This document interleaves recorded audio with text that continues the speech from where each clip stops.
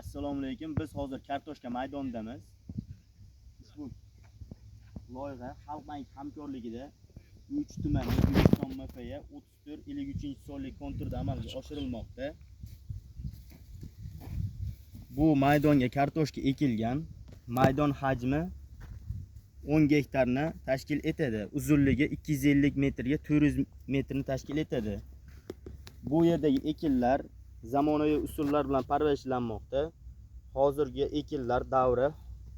ekinlar hosil davri holatida. Ekinlarni yetishtirish 90 kun davom etadi. Yetishtirish jarayonida ushbu ekinlar sug'oriladi, tabiiy va mineral o'g'itlar bilan oziqlantiriladi. Ushbu loyihaga 40 ta dehqon xo'jalik biriktirilgan. Har bir dehqon uchun o'rtacha 25 sotuvdan yer maydonlari to'g'ri keladi. Loyihani amalga oshirish uchun lider tadbirkor Abdumalik fermer xo'jalik biriktirilgan. Ushbu loyiha bo'yicha har bir gektardan 45 tonna, jami 450 tonna hosil olish rejalashtirilmoqda.